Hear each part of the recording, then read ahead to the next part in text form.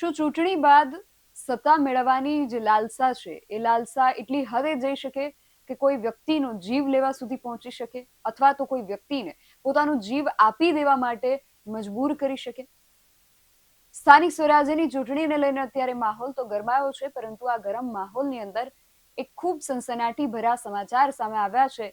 અને આ સમાચારને લઈને જે આરોપ મૂકવામાં આવી રહ્યા છે, આ આરોપ આ સમાચાર કરતા પણ વધુ ગંભીર સવાલો આપણી સામે ઊભા કરી રહ્યા છે.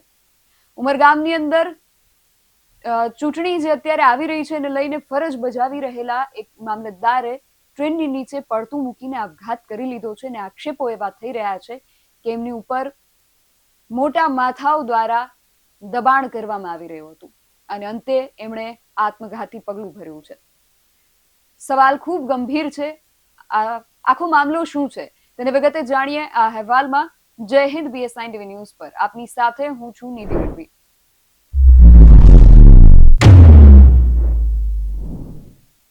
ગુજરાતની અંદર ચારે તરફ સ્થાનિક સ્વરાજ્યની ચૂંટણીનો જે શોર છે એ ગુંજી રહ્યો છે, પરંતુ આ શોરની અંદર ઉમરગામમાં એક સન્નાટો વ્યાપી ગયો છે. ઉમરગામમાં મામલતદાર તરીકે ફરજ બજાવી રહેલા એક જે અધિકારી છે એમણે ટ્રેન નીચે પડતું મૂકીને આપઘાત કરી લીધો છે. એમના આપઘાતના સનસનાટી ભર્યા સમાચારે ચૂંટણી ભર્યા આ માહોલની અંદર પણ સન્નાટો ઊભો કરી દીધો છે અને એમણે આપઘાત કર્યો. એ આપઘાત એટલો ચોંકાવનારો નહોતો જેટલો ચોંકાવનારો એની સામે આક્ષેપ થઈ રહ્યો છે. આરોપ એવો મૂકવામાં આવી રહ્યો છે કે આ મામલતદારે એટલા માટે આપઘાત કર્યો છે કારણ કે એમની ઉપર ત્યાંના જે અપક્ષ ઉમેદવાર હતા એમનું ફોર્મ જે હતું એને પરત ખેંચી લેવા માટે દબાણ કરવામાં આવી રહ્યું હતું. ખૂબ પ્રતિષ્ઠિત એવા અખબાર ગુજરાત સમાચારની અંદર આજે અહેવાલ પ્રકાશિત થયો છે. આપણે જોઈએ કે ઉમરગામના મામલતદારનો આપઘાત અપક્ષ ઉમેદવારનું ફોર્મ રદ કરવા માટે મોટા માથાઓનું દબાણ હોવાનો અહીંયા આરોપ મૂકવામાં આવ્યો છે. ખૂબ ગંભીર. ગુજરાતમાં આગામી સ્થાનિક સ્વરાજ્યની ચૂંટણીઓની તડામાર તૈયારીઓ ચાલી રહી છે. ગુજરાતમાં આગામી સ્થાનિક સ્વરાજ્યની અત્યંત આઘાતજનક સમાચાર સામે આવ્યા છે. ઉમરગામના મામલતદાર DC બ્રાહ્મણ કાછે ટ્રેન નીચે પડતું મૂકીને પોતાનું જીવન ટૂંકાવી લીધું છે. આપઘાતને લઈને રેલવે પોલીસ અને સ્થાનિક પોલીસે તપાસ હાથ ધરી છે. જે માહિતી મળી રહી છે અનુસાર આગળ અહેવાલમાં શું લખવામાં આવ્યું છે જોઈએ કે ઉમરગામના મામલતદાર DC બ્રાહ્મણ કાછે સોમવારે એટલે કે 13મી એપ્રિલની મોડી રાત્રે આ અંતિમ પગલું ભર્યું હતું. તેમણે ચાલતી ટ્રેન નીચે પડતું મૂકી આપઘાત કરી લીધો હોવાનું સામે આવ્યું છે. ઘટનાની જાણ થતાં જ રેલવે પોલીસ અને સ્થાનિક પોલીસનો જે કાફલો હતો એ લોકો ઘટના સ્થળે પહોંચી તપાસ એમણે શરૂ કરી છે. ચૂંટણીના માહોલમાં જ્યારે વહીવટી તંત્ર વ્યસ્ત છે ત્યારે મામલતદાર જેવા જવાબદાર પદ પર રહેલા અધિકારીએ શા માટે આપઘાત કર્યો તે પ્રશ્ન સૌને સતાવી રહ્યો છે. હાલ પોલીસે મૃતદેહનો કબજો મેળવીને પોસ્ટમોર્ટમ માટે ખસેડવાની તજવીજ હાથ ધરી છે. પરંતુ અહીંયા હવે જે આરોપ લાગી રહ્યા છે એના વિશે આપણે આગળ વાત કરીએ. આરોપ લાગી રહ્યા છે કે સરીગામ બેઠકના એક અપક્ષ ઉમેદવારનું ફોર્મ કોઈ પણ સંજોગોમાં રદ કરવા માટે મામલતદાર ઉપરથી ભારે દબાણ લાવવામાં આવી રહ્યું હતું. જો કે કાયદાકીય રીતે ફોર્મ રદ થઈ શકે તેવા કોઈ જ નક્કર સંજોગો ન હોવાથી મામલતદારની હાલત સૂળી વચ્ચે સોપારી જેવી થઈ ગઈ હતી.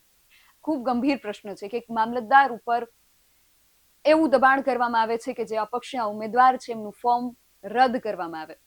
હવે કાયદાકીય રીતે એમનું ફોર્મ રદ થઈ શકે એવું ન હતું એટલે મામલતદારની અહીંયા હાલત સૂળી વચ્ચે સોપારી જેવી થઈને એમણે આત્મઘાતી પગલું ભરવું પડ્યું. જો આ આરોપો ખરેખર સત્ય છે તો આ ખૂબ ગંભીર પ્રશ્ન અત્યારે સ્થાનિક સ્વરાજ્યની ચૂંટણીની વચ્ચે તમારી ને મારી સામે આવીને ઊભો રહ્યો છે. આગળ લખ્યું છે કે મામલતદાર કચેરીના વર્તુળોમાં ચાલી રહેલી ચર્ચા મુજબ મામલતદાર DC બ્રાહ્મણ કાછેને ધમકી આપવામાં આવતી હતી કે જો તે ફોર્મ રદ નહીં કરે તો તેમને નોકરીમાંથી હાંકી કાઢવામાં આવશે અથવા સ્વૈચ્છિક નિવૃત્તિ લેવા માટે મજબૂર કરવામાં આવશે. તેણે આવી ધમકીઓને વશ થવાને બદલે અથવા અન્યાયી નિર્ણય લેવાને બદલે મોતને વાલું કરવાનું પસંદ કર્યું હોય તેવું પ્રાથમિક દ્રષ્ટિએ દેખાઈ રહ્યું છે. આ ઘટના બાદ તપાસની માંગ ઉગ્ર બની ગઈ છે. મામલતદાર પર દબાણ ઊભું કરવાના મોટા માથા કોણ હતા તે જાણવા માટે મામલતદારના છેલ્લા 48 કલાકના call details, WhatsApp call details તેમજ ચેટની તપાસ કરવી જરૂરી છે. હાલ પ્રાથમિક તપાસમાં પોલીસને કોઈ સુસાઇડ નોટ મળી છે કે નહીં તે અંગે હજુ સુધી કોઈ સત્તાવાર પુષ્ટિ કરવામાં નથી આવી. આ જે મામલો છે એને લઈને હજુ સુધી કોઈ પણ પ્રકારની સત્તાવાર પુષ્ટિ જે છે કરવામાં નથી આવી.